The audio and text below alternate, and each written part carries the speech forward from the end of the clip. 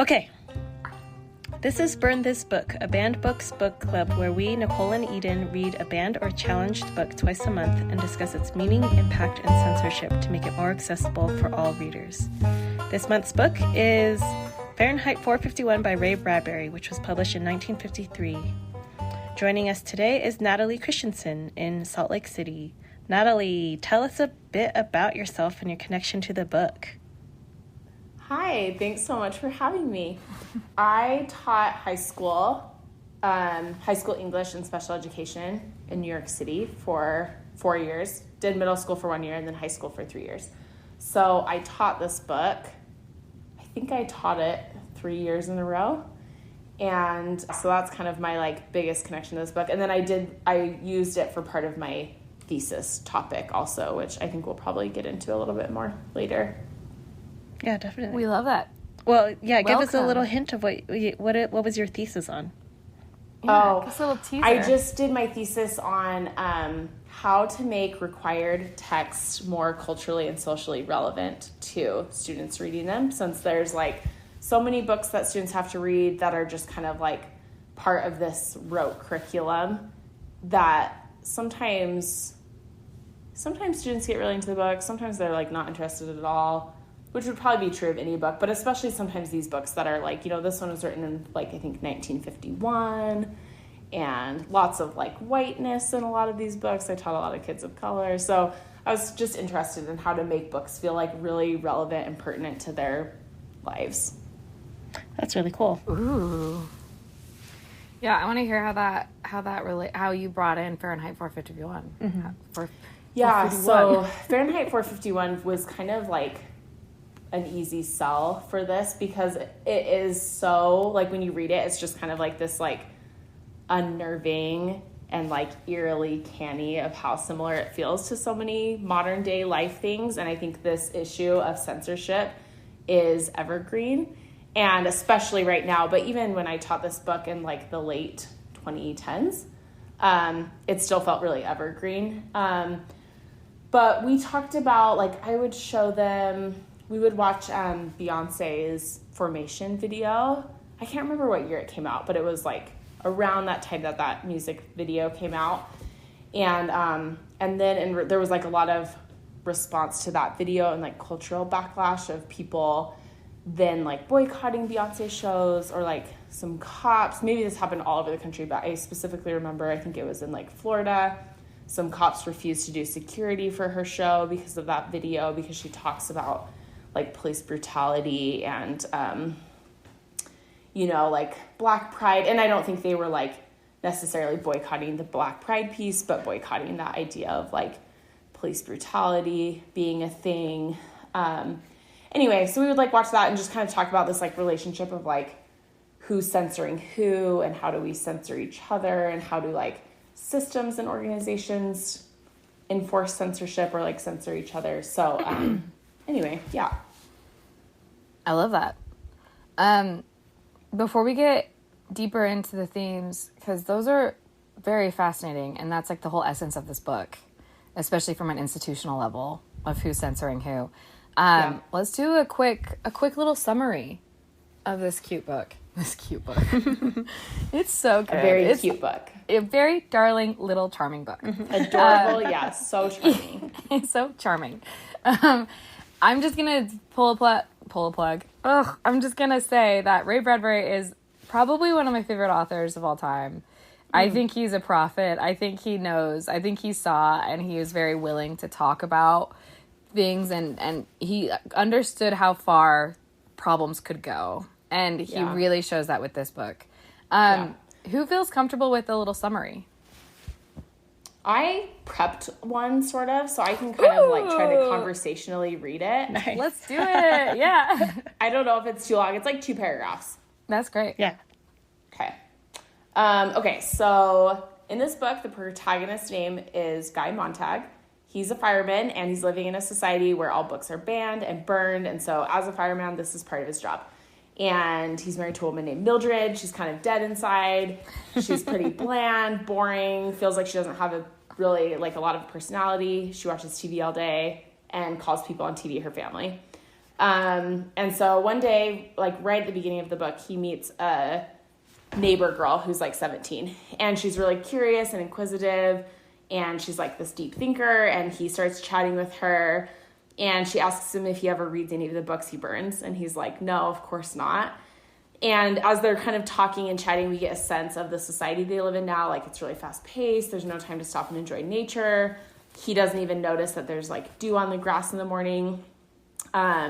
She asks Guy if he's happy, and he's like, what? Of course I'm happy. But then as he goes home that night and thinks on it, he's like, I'm really not happy. And he comes home, finds that his wife is overdosed. Doctors pump her stomach. They comment on how this type of thing happens all the time.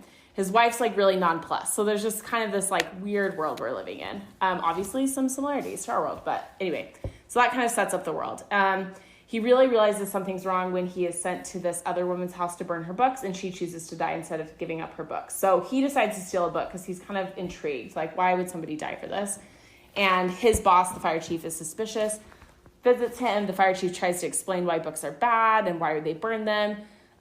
This only serves to pique Montag's interest, which, you know, sounds familiar. And so he wants to try to read and understand books. He eventually gets turned into the fireman. He's ordered to burn his house down. He refuses, escapes the city, makes it to the countryside. There's all these intellectuals hanging out, and they're like memorizing books, committing them to memory so they can save them and preserve them. And then the book basically ends with like a bomb falling on the city, and Montag and these intellectuals head back to the city hoping to rebuild based on like knowledge and kind of making this new world. Yeah, that was excellent. Also, spoilers. Oh, spoilers. No, Maybe no, I shouldn't. Should I do another one without spoilers? No, that's perfect. Mm-hmm. Eden and I do spoilers every episode, but we just never say it. Yeah. So I'm going to just lots of spoilers. The whole book. The whole book. But also, if you didn't read it in high school, what is happening in this world? Yeah, I feel like it's too late for you to get a spoiler anyway. Yeah. Gosh, that was so good. Such a good Eden, book. did you have... It's such a good book. I don't even know where to start, honestly. Yeah. It is crazy, to your point, Nicole, about how prophetic it is. Like, I just feel like it's very, I don't know, just like very astute and like a way I don't think at all. I feel like I could never predict something like this, but I don't know. I think it's kind of like a 2-in-1 kind of situation too. It's not just about books, it's about television as well. And I know that Ray Bradbury was kind of anti-TV in the beginning because he could see like what TV could do to people and whether or not that could pull people away from reading books and what a world without books looks like. But yeah, on this read, this is my third time reading it. Like, I really got the parasocial relationship that, like, Mildred had with the family. Like, she calls them her family. And, like, how often do we catch up with, keep up with the Kardashians or something like that because we feel, like, part of their family or something like that. Or, like, very much about how, like, media... just how media... if we don't critically think, it could shape how, like, everything that we think about, how we view things or our own opinions or how to think and stuff like that. I was really... go for it. No, you finish. I'm kind of, like, all over the place because I have so much to say about this book. I love this book. But I was really drawn to the fire chief this time around, how he seems to be a very interesting character because he knows books and he quotes them back to Guy quite a lot. And I was wondering what you guys thought about that. He kind of like almost weaponizes books to prove like, look at how terrible books are. Like, yeah. I mean, it feels like there are a lot of people in power right now who are banning books who, like, know exactly what they're doing and, like, probably are really familiar with these books and are, like, well-educated people who have gone to, like, prestigious schools and, like, in another world wouldn't find any problem with, this book or that book that they're banning. But I think because right now we're dealing with such intense, like, culture wars and, like, politicians who know their base and know what they want and are sometimes praying, not all the times, but sometimes praying to a base that is less knowledgeable about certain things or more ignorant to certain things. And I think it is very calculated and very, very deliberate. Something I was also thinking about when you were talking about like TV, like, because I make a joke where I'm like, yeah, TV raised me because I love television so much. It is my best friend. So it just kind of, it is scary. And the Kardashians really did become a big part of my life. But I remember the first time I read this book, it was like right around the time that iPods were a thing. And I would like go, I bought like saved up my money and I bought an iPod. And I remember like laying in bed with like headphones in and falling asleep to music. And the next day reading that part where Mildred puts her like buds into her ears. She just tunes out the entire world and she goes to sleep and she ODs. And we don't know if it's intentional or if it's just accidental because she's so not present with life. And I remember being like, holy cow, I'm Mildred. And that's when I was like, Ray is a prophet. Like, how did he know we were going to put stuff in our ears and fall asleep to them? And like, and giant TVs and just like completely, like I'm trying right now not to watch TV one day a week. And it is breaking me. I had no idea how hard it is. Like I am an addict to very weak storytelling. But yeah, I like it is so wild to me how much of Mildred there is in me and the way I live my life right now. And that's what's really scary. Yeah. Well, I think going back to Eden's point too, like talking about television and how like if you're not thinking critically, you can get sucked in or whatever. But even when you're thinking critically, like getting sucked into stories, but even just like I'm thinking of Keeping Up with the Kardashians and like I think that like I could watch that show and be like really critique it and be like these like here's all these things that are wrong with like celebrity or wealth or whatever, but still my brain is like seeing really skinny bodies or seeing a lifestyle that's appealing, and like whether I'm thinking critically about that or not, it's still like making me want that or affecting me in some way. You know what I mean? Like I noticed that like just even on Instagram, like having so much more body inclusivity on Instagram, like that's also affecting me. Like I notice how much more normal it is for me now to see like a body that's not like stick skinny and not thinking about it as much because I'm more used to seeing that now, which like, thank goodness. Right. Yeah. But like when I'm scrolling Instagram, I'm not necessarily being a critical thinker. Sometimes I am, but sometimes it's just like, you know, I'm just like letting these images get into my mind and affect me, you know? We're not actively engaging in it. We're just passively. Yeah. And I think that's where it gets really, like, it gets really scary. There's this researcher named Sarah Coyne, and she studies family health and things like that. And she has this whole thing about Instagram that the passive use is so bad for our mental health. Active use can build community and can be really good for your mental health. So Instagram's not evil, but when we're passively interacting, I guess you're not even interacting if you're doing it passively, but like when you're passively, you know, witnessing these things, it's just like, it's so interesting. And you also see like Guy lived very passively until he met that teenage girl, kind of like that kind of woke him up to being like an OD is really serious. You should be aware if your wife is suicidal or if it was just like an accident because she didn't know how many she took. Like that's so scary, and that's like kind of the way it's like presented. It's just like such like people are not living their lives at all. Yeah. Well, it's interesting, like going back to like the propheticness of this book. Like Clarice mentions how she's afraid of kids her own age, with like shootings and reckless driving, and we see an example of reckless driving later on. Like these kids were driving so fast, almost hit Guy, and turned around to try and actually hit him again, or attempt to hit him again. And yeah, it's like the lack of, because like books equal empathy, right? Because right? We all know this simple equation that books equal empathy. And so, like, this equals better human being. Yeah. And so, like, to And I know that like reading levels are kind of low in the United States now, and it has been going down. And I wonder if, well, I don't want to speculate too much, but you know, like Ray Bradbury is speculating, like if these things go away in our lives, if these books go away in our lives, kids will start getting scarier in a lot of ways. Granted, like we could prevent a lot of things like gun control laws and stuff like that, but in this society, yeah. That's kind of connected to it too. Like I think that like, yeah, he's saying like, look, this like society can collapse without these things. And I think it kind of goes back to like what I was saying earlier about like people are very deliberate about this, you know. Actually kind of just lost my train of thought, dang it. Oh, no worries. Maybe it'll come back to me. It'll come back. And we'll edit it right back in.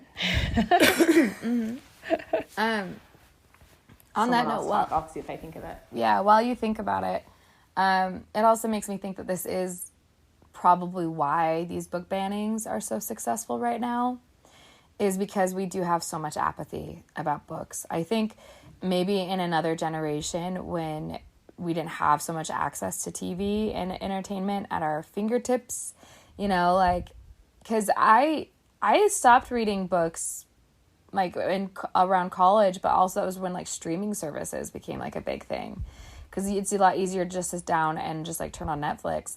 Whereas before, like it would, you know, there was like specific times that your shows were going to be on. Things were kind of mapped out at different, you know, and I couldn't afford a TV, so I didn't even have one. So I read a lot more until streaming happened, and then my computer became my TV, and now my phone is my TV.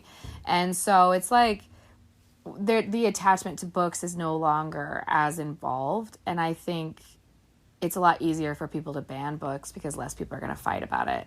There's like a few people that are really angry, you know, but I think generally, like, I just feel like there's a lot of people that are like, well, okay, I'm not a big book reader anyways, like, whatever. That's not the fight they're going to push for.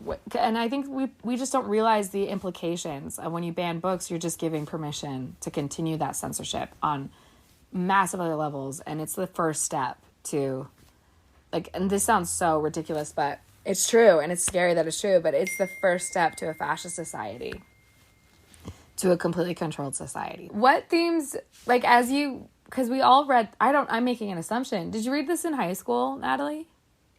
Oh, I actually don't remember if I did. I don't know. When was the first time you read it? Yeah. Do you think? I mean, I feel like when I taught it, I had read it before, which makes me think I had read it in high school. Because this is not like the type of book, like to the point of my thesis, this is like not the type of book that I would necessarily, I mean, now I would gravitate towards it, but like in high school, I probably wouldn't have been necessarily interested in it on my own.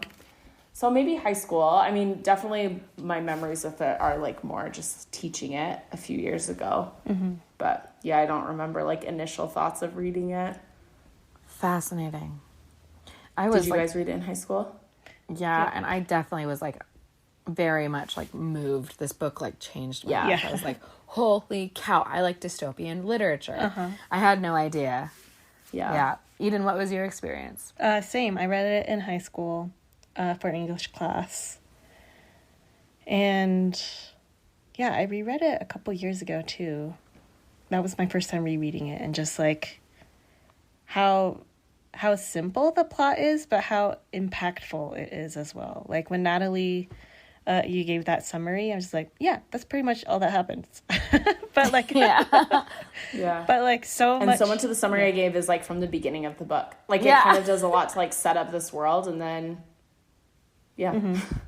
Yeah. Did your impressions, like, as you both have read this book multiple times, have your impressions changed? Like, are there new things? Eden, you said that the fire chief really stuck out to you this time. Mm-hmm. Like, what has that journey been each time you've read it? And as our society, it continues to change as well. Yeah, that's a good question. Natalie, if you have something off the top of your head, go for it. Well, I don't know. I don't know if there's like new illuminations when I've read it most recently, but I do think that it's like, and I kind of already said this too, but just like whenever I do read it, it's just so interesting and like unnerving that like how eerily modern it feels and how many problems it illuminates that we still have going on today. And I don't know enough about history. Like, maybe part of it is sort of like cyclical. Like, I think people who sometimes are able to like predict or like be like, this is going to happen, it's because they have a strong understanding of history, and just kind of like the cyclical cycle of like the same issues kind of come and go. But yeah, I just think it's like, it's weird reading a book that was written in the 50s and be like, oh, this is like a, what's the word? A commentary on today's society, you know? Like, that's always a weird feeling. Yeah. It's jarring. Seriously, I am Mildred. Like, at least 6 days a week, I'm Mildred, and it is terrifying. Like, how much ibuprofen and Excedrin I'm just popping because of my, like, health stuff, and it's just, like, it's unnerving to think, and it's just such a reminder of, like, oh, a solution would be to unplug, be a human being. And that's also what's crazy about this book. I feel like the solutions are so obvious. It's just like, unplug, keep reading, and like, I don't know. It also just, I always thought it was so crazy, the idea of the old lady burning with the books.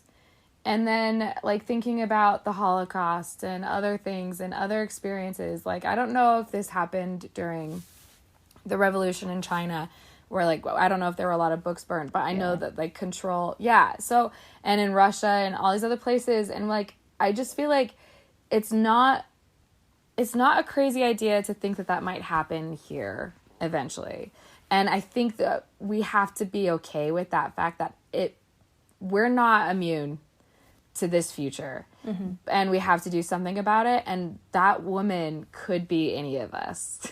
And that's like a really scary, jarring thing too. Like, all these things in this book are so real, and like, yeah, it's kind of that feeling of when I read Handmaid's Tale, where I was like, oh, fascinating, especially after the insurrection.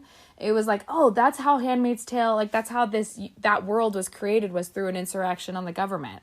And then all these, like, really conservative people did this thing. And it was just like, oh, like, that was really unnerving. It's just jarring to realize, like, we're not immune. And once again, I'm using a lot of words to say very little, but that's been my most recent read was like, oh, shoot, Ray, what would you say if you were alive today? Poetry. Lots of rhymes. Yeah, totally. Yeah. Eden, did you have any additional thoughts about that? Yeah, I read this book, this read around, I remember I was trying to read it from the perspective of an acquaintance of mine who, she cited this book as the reason why she was voting for Trump. So that was really interesting. And so I had a very specific mindset going in. And there were a few things that the fire chief does, and that's probably why the fire chief stood out to me. It's because a few things that he said that I think, taken out of context, could be pro-Trump, you know, or like, I don't know. Yeah. But, well, that illusion of freedom above all things. Freedom above all things. He also has like a whole spiel about minorities, about how like the more minorities say that, oh, my feelings are hurt about this, then we censor that. Or my feelings are triggered by that, then we censor that, or something like that. And to a degree, it is true, but I don't think Ray Bradbury agrees with the fire chief, right? This is a guy who is well educated, like you were saying, Natalie. This is a politician or someone who is well educated and knows these things, and yet he chooses to kind of inflame culture wars of like, oh yeah, like minorities are crushing all of us. And then there was a line later where, shoot, I forgot who it was. Oh, the Faber, the guy who helps Montag escape the city. He says something along the lines of like, oh, the suffocating nature that is the majority. So like it's really interesting just seeing the arguments there, where again, if taken out of context, could be like, I do feel yeah. I'm still trying to form my thoughts, but like, I think either extreme is probably also talking about the extremes as well, of like, if we constantly cater to people who feel like they're not heard, then what are we left with? But then if we only cater to the majority, then there's nothing left, or something like that. I don't know. Still forming my thoughts around that. I think it's interesting. Good. Like, I feel like, I don't know if you saw my face when you were like, oh, my acquaintance read this and that's what made them vote for Trump. And I felt like really surprised, but it's like anything that we read or consume, we can figure out a way that it aligns with our worldview, you know? So I think like, yeah, it's like, shouldn't it be surprising at all? Like, of course, somebody who's on the other side of what I believe can read the same thing I'm reading and take a completely different message away from it, which is also kind of scary. But that's also like why books shouldn't be banned, is because we should all be able to have access to these things and like come away with our own thoughts and feelings. And sometimes things do change our mind, you know, like sometimes books and literature and art do have that ability. I mean, they absolutely have that ability to like change us as well. But yeah, it's also easy to just kind of read into things what you want to read into them. Yeah. And I think that's also why it's important to have these books taught. I think having schools, having that structure is really helpful because, yeah, like you guys said, it is critical to, like, it can be interpreted in any way. And I think that speaks to a lot of people's education or understanding. And, like, there is that fallacy of, like, that belief system that was really used by Trump to justify people being mad at minorities for speaking loudly about their issues, because they're like, they're just complaining, this isn't the issue of everyone, they're going to ruin it for everybody. And that idea that these voices are censoring, making it impossible for people like Trump to say what he really means to say. So the word censorship is also really interesting, because when we're looking at it, and I think a lot of people don't understand freedom of speech at all, because they think it's like, I can say whatever I want anytime. And they don't understand that it's just like it protects you from the government harming you. It's the thing that protects you from the government. And that there are limitations to freedom of speech as well. And so I think this also speaks to, like, what does censorship actually mean? And just some context, Ray Bradbury wrote this during the second Red Scare and the McCarthy era. And he was inspired by book burnings in Nazi Germany and the ideological repression in the Soviet Union. And he also talks about, like, he had a lot of different, like, interviews from, like, the 1950s up until the 1990s, where he kept changing his understanding of what his book's really about. So in the 1950s, he was like, I wrote this because there was a huge threat of book burning in the United States. Later on, he was like, this is actually a book about how mass media reduces interest in reading literature. And then in the 90s, he cited political correctness as an allegory for the censorship in the book, calling it the real enemy these days, which would be that Trump justification. And he said that political correctness he labeled political correctness as thought control and freedom of speech control.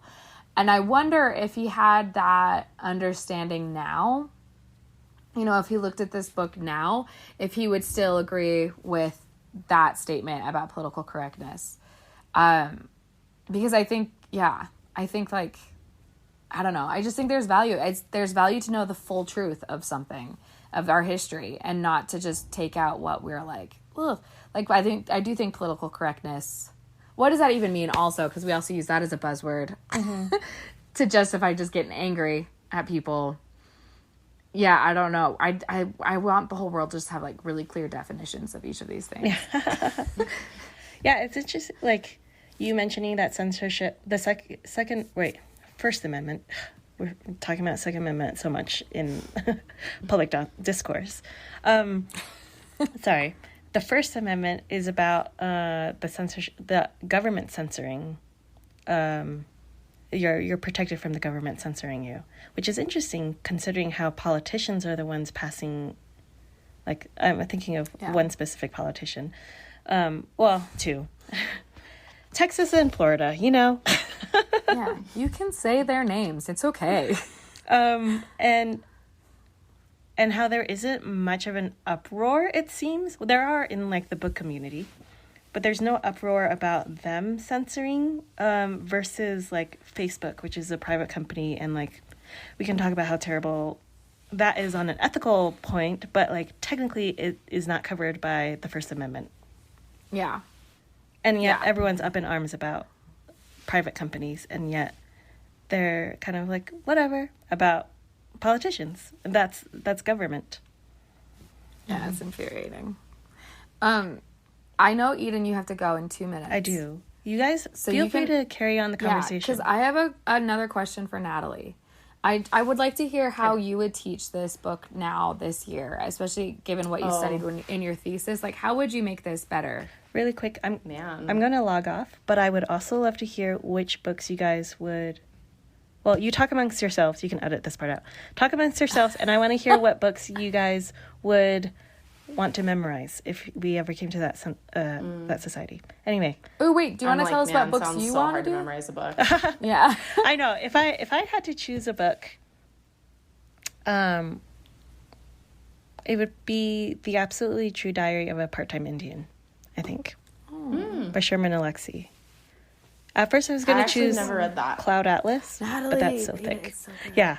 That's so thick. That's a good one. I need to think about that. But yeah, I recommend that book. Cool. Okay. Okay, you can leave. Okay, Eden. see ya. Eden, nice meeting you. Bye. Nice chatting with you. See ya. And I promise I won't keep you too long, Natalie. But I am so curious about, like, how you wove that into your thesis, and, like, and just how you would try to make this more accessible for students. Yeah, I mean, that is a good question and a hard question. I mean, I feel like this is just, like, an easy answer, but, like, I think I would just, like, dive into talking about what's going on right now and, like, finding all the parallels that we can find. I feel like it would be, like, impossible to teach this without just, like, naturally talking about all that stuff, you know? Yeah.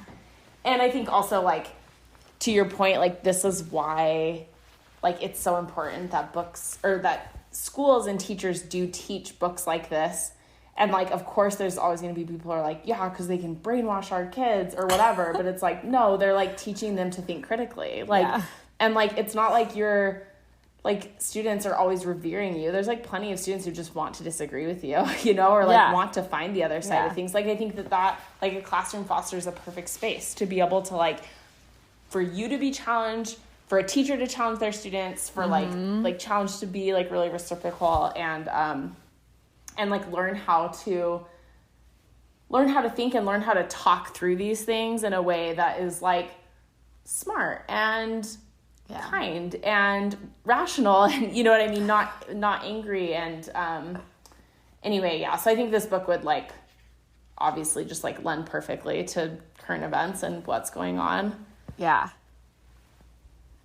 I mean, that's what's so crazy about this book, is it's so obvious. Like, it's so clearly, once again, it's, like, very the profit thing. Yeah, it's very, which is also, like, a nice thing for high school students, right? Like, sometimes to just, like, read stuff that's, like, there's, like, deep things in this book and, like, a lot of intellectual conversations to be had, but it's not, like, hard to figure out what they are, you know? Like, it's very clear what the themes are in this book.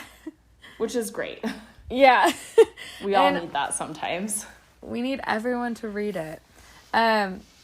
Did you have any other, like, feelings about this book, or things that you were like, this is something that I would really like to share with people about this book or about this topic? I don't know.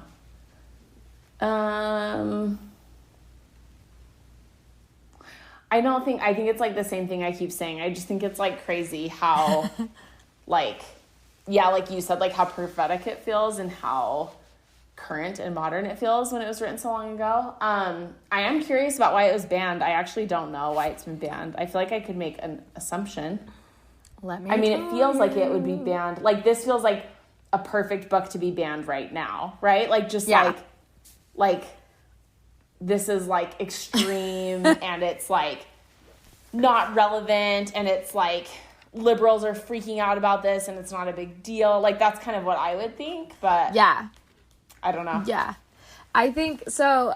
So actually, you're like completely dead on. So it was first banned in the 1950s, but in apartheid South Africa.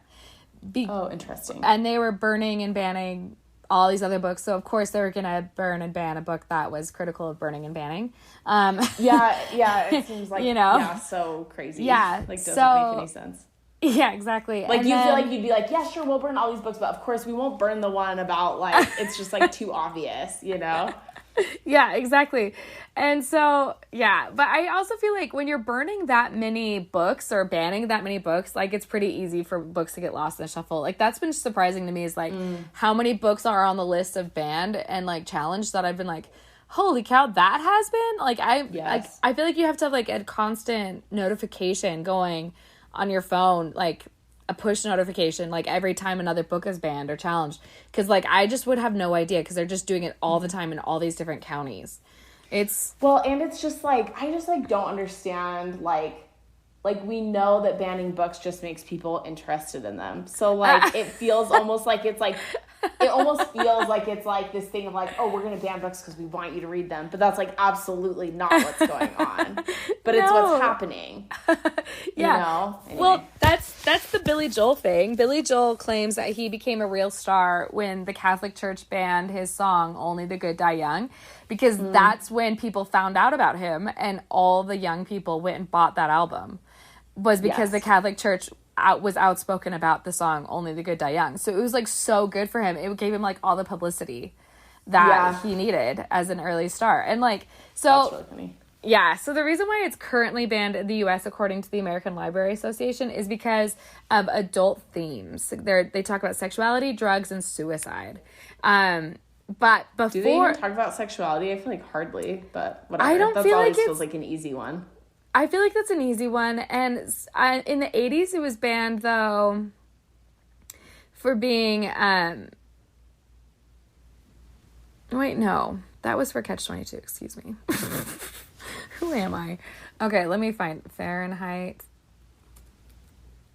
It's also so interesting, Weird. like, you're saying, like, banned for drugs, and then I think about, like, what you were saying that also feels, like, relatable about, like, yeah, like, everyone's, like, taking ibuprofen. That's, like, very, like, that's not, like, I mean, maybe it's not, like, the best thing in the world, but it's also not, like, scary. Like, it's fine. Really harmless. And obviously we do have, like, dependency on other drugs and stuff, but it feels, I don't know, if anything, it just feels helpful to be, like, reading a book like this. Like, if you don't want to be talking about drugs or you don't want drugs to be a thing, it feels like read a book like this where you're like, oh, I don't want to be numb to life, or, like, I don't know, it just feels so counterintuitive all the time.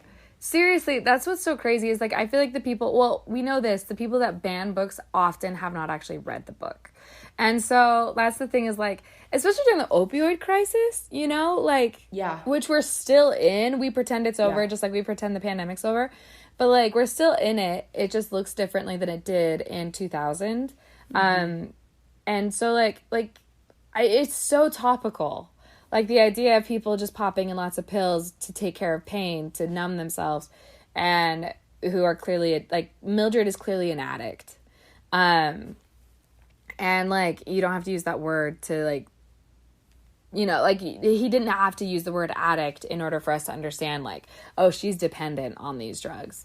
Because she, like, pop them right before bed, in the morning, like, throughout the day, and she, like, didn't eat that much. I feel like that was part of it.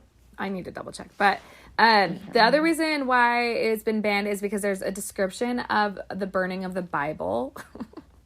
Oh, funny. And so parents protested that violence because of the portrayal of Christians and depictions of firemen. They were, like, offended by how firemen were depicted. Wow. So I think it's just parents that have never read the book. Yeah, who are just like, I don't know. But that was in 2006, and it's continually banned by different counties for that. And so, yeah, I don't know. I would have thought it was because of, like, I like, there's a little bit of, like, obscene language. And the woman burns, you know, she burns with the books. Like, that's pretty heavy. But, like, compared to the other books we've read, there's no sexuality. There's no, like, outright being, like, Christians are evil, like the other books we've read. Like, there's not a lot of that kind of... Well, again, it's like they're burning a Bible, and the thesis of the book is, like, don't burn books, you know? Like... Right, Natalie, it's like teaching you to not burn the Bible, you know? Like, I don't know. It's so frustrating because it's like, just read the book. Just read the book. Yeah. But I will just put a plug in for Ray Bradbury. I think Ray Bradbury is one of the best writers. Every book I've read of his, The Illustrated Man, Dandelion Wine, every book is just like, they're very fulfilling and beautiful and interesting and really speak to our time better than any other novel I've ever read. And if I had to choose a book to memorize, I would probably do Raise High the Roof Beams Carpenter by J.D. Salinger, because I love that book. It's a good it's really, there's like some really beautiful moments in that book. And it's like very motivating. And I'm trying to think if there's any other books that I'd be like, yes. I think it would be that. I think it would be that, or... I really, really loved, and it's just been on my mind today, The Scarlet Letter. I don't know if, I feel like that'd be weird for me to memorize that one, but I really, like, am craving it right now, so maybe, I don't know, but I think that's, like, such a beautifully written book, and such a beautiful it's a beautiful book. It speaks to so many things. I don't know. What would you memorize? I don't know, I need to glance at my bookshelf. One thought I had was, Catcher in the Rye, because my high school students loved it. Like, it's like one they would read on their own and just love. And it's fun, you know? Yeah, I love Catcher in the Rye. And it's not so like much. too serious. No. So maybe that one. For the purpose of this question, it's not like my favorite book. I think it's a great book, but it's not like if I could only read one book for the rest of my life, I wouldn't choose that one. But which one would you like choose? A good classic that everyone likes. Yeah. I don't know. Also, a very banned book is Catcher in the Rye. Oh, yeah. Yeah. Yeah, I feel like if you're going to do that, you have to memorize, like, a banned book. Like, something that's, like, maybe going to get burned out of existence, you know? Yeah. Which Scarlet Letter fits that. J. Salinger would fit that. Yeah. Anyway. Yeah, that's a good one, though. But, yeah, what is your favorite book, Natalie? I love The History of Love by Nicole Krauss. I, like, gift that to everybody. I love it so much. I've never read that. I've never even heard about it. To Trevor. Okay, I need to read it. I'm going to go see if he has it. Yeah. And I also love... I'm, like, looking at my bookshelf for ideas. I love The Bell Jar, which is, like, another one that could be a good, like, book to memorize. Yeah, that would be a really good book to memorize. Yeah. I'm, like, looking. Yeah. Those are probably... some of mine right now. What about you? This is like always the hardest question. I know. Honestly, J.D. Salinger is very important to me because like reading Catcher in the Rye was the first time I was like, oh, I think I have depression. Like, oh, I understand Holden. Like, I now get like, oh, he's in an asylum at the end. Huh, maybe I should get help. You know, that was like a big like light bulb thing for me. I guess I just said that book wasn't serious, but I forgot about the ending. Yeah. Well, it is serious, but it's also not. Like it's like lighthearted. It does it in a he's way funny that and like yeah, it does it in a way that's like, oh, okay, yeah, we can work with this. So any of J.D. Salinger's books are like, they're just like Franny and Zoe. All of those books are just so like comfort books for me. But recently, I don't know. I really need to think about it. That's hard. Yeah. The Bell Jar is also so beautiful. I've started reading a lot of Bell Hooks, and her writing is just gorgeous. So I feel like it would be something where like the prose is just really pretty, where like I can read one sentence and just feel like it was poetry, you know? And I feel like no. I think it'd be Song of Solomon by Toni Morrison. I think that's my favorite book. I actually haven't read that either. I just read it this year, and it made me cry. Wow. It was like really beautiful and like empowering and just like heartbreaking. But it was like it just was really beautiful. Cool. Highly recommend it. I think that's my favorite book right now. Cool. Wow. I have it on my bookshelf too, I think. So I will read it, Natalie. Yeah. Read it and then tell me. It'll be I on want my to list make. now. Okay, after you've read it, I want to make like little like a thing for my wall of one of the quotes from the book because I've looked everywhere and it's not anywhere and I feel like it should be. But if you read it and you like the book, I'm gonna make you the quote thing for your wall as well because it's so it's so good. I'm excited. I don't have any other thoughts. Do you have anything else you'd like to share? I don't think so. I think we covered everything, honestly, from my perspective. I think Guy is just a really beautiful human being, and I feel like we all have the potential to be able to step out of our lives and start actively using our agency to become people again. Honestly, I really enjoyed talking to you about this. It was so good to talk to you too. I always love chatting with you. I love chatting with you. I think you're so interesting.